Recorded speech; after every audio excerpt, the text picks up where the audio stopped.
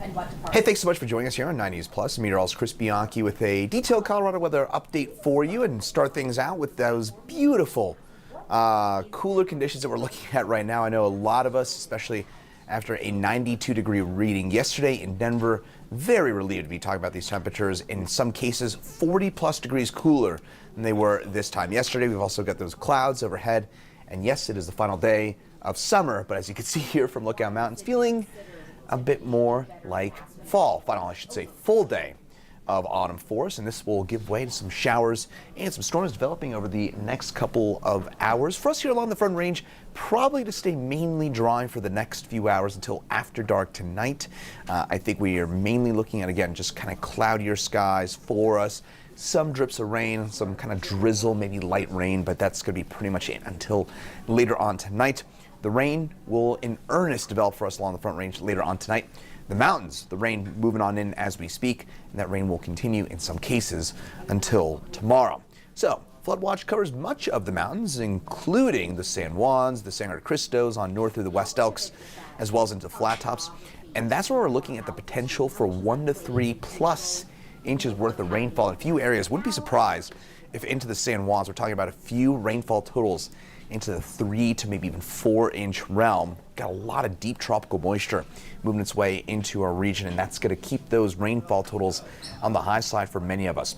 Broad view right now in around the Denver area, we're a bit on the quiet side. We're in between two batches of moisture, one lifting its way north and east through Nebraska, and the other, the kind of main plume moisture, working its way through central and northern Arizona, and that is the one that's going to deliver a fair bit of rain, especially to the mountains. Now to southern Colorado, we've seen a few areas of showers, but off to the north, that's where we've got, at this point, some of that light rain starting to develop, getting a bit of that upslope flow, and that is leading to some of that rainfall starting to develop into the foothills and into the mountains, especially west of the Continental Divide.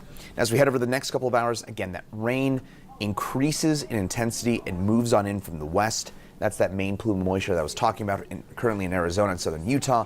That moves in later on, and that will lead to a soggy evening. And by the way here, folks, I would say that if you're traveling through I-70 in the Glenwood Canyon area, I would anticipate the potential for some closures at the Grizzly Creek Burn Scar area because of that heavy rain over the Grizzly Creek Burn Scar. And then later on tonight, that rain continues and it pulls east, and around midnight, maybe a little before that, we'll see some of that rain move its way into the Front Range, and that could lead to some heavy rain at times for us in the Denver area overnight into early on your Thursday morning. So tomorrow morning could be a wet commute as you head on into work, but in the meantime, the certainly big impact we're already feeling, those much cooler temperatures in the low to mid 50s for us in Denver right now. Mountains, some warmer temperatures, and Kremling at 72. I think you're getting a localized southwest wind there in Kremling that's keeping you on the warmer side there in Kremling. Otherwise, we're pretty cool for us statewide. Temperatures running a few degrees below average and way below what we were seeing this time yesterday. We're about 40 degrees cooler this time yesterday here in Denver. Ray, Colorado, 45 degrees cooler than this time yesterday. So again, a huge plunge in those temperatures over the last 24 hours. And that will continue to be the case as we head over the next little while as well. So for today, temperatures, well, we've already hit our high. We're not going to get to 61 anytime between now and midnight. It's dry most of the day today. It's not until after dark that we see that rain in earnest move its way into the Denver area. So those highs statewide, 60s, 70s for most of us. Tomorrow, maybe a blip of sunshine that'll allow us to maybe get on up into the mid, perhaps upper 60s, depending on how long that sunshine lasts. Again, I'm not too impressed with those temperatures either way tomorrow. It's mainly on the cloudy side, and those showers and storms developing. First, we see kind of a round of rain during the morning. Then we get a secondary round of some perhaps heavier rainfall during the afternoon and the early evening. Temperatures mostly in the mid to upper 60s around the Front Range for tomorrow. Again, it'll depend a little bit on how much sun we do get tomorrow. But first things first, this is the round of rain that moves through tonight. That pulls east tomorrow morning, and then we'll see some showers and storms redevelop with some leftover moisture, especially along the south of I-70 tomorrow afternoon and tomorrow night. Not looking for anything severe, but better chance to head south towards Colorado Springs and into Pueblo. Those will be the areas with the highest potential for rain for tomorrow. Here in Denver, we probably will have our main chance for rain tomorrow morning, so Again, for us in Denver, I think we're mainly looking at that rain after dark tonight, most of it overnight, though I do think we have the chance for some showers during the morning commute. Tomorrow, rainfall amounts in the mountains, pretty impressive stuff. Some areas picking up 2 inches plus, as I mentioned, some localized 3 to 4 inch rainfall totals, not out of the question. Denver area, closer to about a 1/4 inch of rain for most of us. The models have really backed on off from this time yesterday, but I do think we'll end up with about a 1/4 inch for most areas. Few areas could get a little less than that. Foothills maybe a tad more. So as you head west of Denver, slightly higher rainfall amounts and totals. 7-day forecast will be into the mid-60s for tomorrow. Then it's beautiful. I mean, this is Chamber of Commerce weather here, folks. Friday, Saturday, and Sunday. By the way, that Bronco game on Sunday night, looking a bit crisp. So you got tickets to that Broncos 49ers game, which will, by the way, be here on 9 News.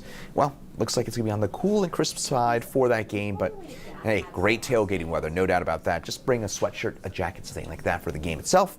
Then Monday, Tuesday, Wednesday, warm back up. We'll be back in the low to mid 80s. And of course, tomorrow, officially marking the start of fall. The autumnal equinox takes place tomorrow at 7:03 p.m., which means the sun's rays are directly over the equator, which means basically everywhere across the globe we're at exactly 12 hours of equal daylight and nighttime. But once we get past that, hate to break it to you, about a month from now, those sunsets will be right around 5:30. So certainly going to start to feel, I should say, 2 months from now will be around 5:30.